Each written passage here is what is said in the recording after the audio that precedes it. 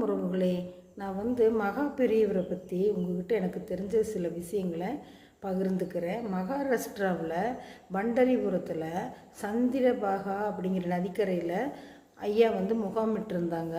அப்போ ஒரு பெண் துளசி மாலை வாங்கிட்டு அவர்கிட்ட கொடுக்குறா. அவள் நிறைய பழம் எல்லாம் வாங்கிட்டு வரணும்னு நினச்சா அவளுக்கு வாங்குகிற இடத்துக்கு போக முடியல. அதனால் துளசி மாலை மட்டும் வாங்கிட்டு கொடுக்குறா. அவர் அது கையில் கூட வாங்கலை, பேசாமல் உட்காந்துட்டார். அந்த பெண் ரொம்ப மன உளைச்சலோடு போய் நதிக்கரையை பார்த்து உட்காந்துட்டாங்க. கொஞ்சம் நேரம் கழித்து நிறைய பேர் வந்தாங்க. வரும்போது சிலை ஒன்றை கையில் கொண்டு வந்தாங்க. ஐயா, நாங்கள் ஏர் உழுகும்போது இந்த சிலை எங்களுக்கு கிடச்சிது, அதனால் உங்கள்கிட்ட கொண்டு வந்தோன்னு சொல்கிறாங்க. அது ரொம்ப அழகான ஒரு லட்சுமி நாராயணர் சிலை.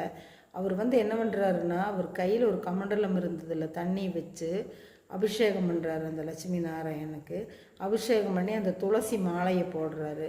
அப்போ அந்த பெண்ணுக்கு ரொம்ப மகிழ்ச்சியாக இருக்குது.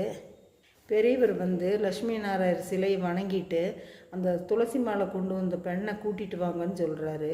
அந்த பெண்ணை கூட்டிகிட்டு வர்றாங்க. அப்போ அவர் சொல்கிறாரு, நான் இந்த சிலைக்காகத்தான் வெயிட் பண்ணிகிட்டு இருந்தேன். எந்த நேரத்தில் எதை செய்யணுமோ அந்த நேரத்தில் அதை செய்யணும். இப்போ சிலை வந்துருச்சு, உன்னோட மாலைக்கும் வேல்யூ வந்துருச்சு அப்படின்னு சொல்கிறாரு. பார்த்திங்களா, எந்தெந்த நேரத்தில் செய்யணும்னு அவரோட ஞானக்கண்ணில் தெரியுது. மகா பெரியவரை வணங்கினோருக்கு எந்த குறையும் வராது. உங்களுக்கு பிடிச்சிருந்தா லைக் பண்ணுங்கள், ஷேர் பண்ணுங்கள், சப்ஸ்கிரைப் பண்ணுங்கள், பெல் பட்டன் அமுத்துங்க. இந்த நாள் இனிய நாளாக எல்லோருக்கும் அமையட்டும். பெரியவா ஆசியுடன். தேங்க்யூ.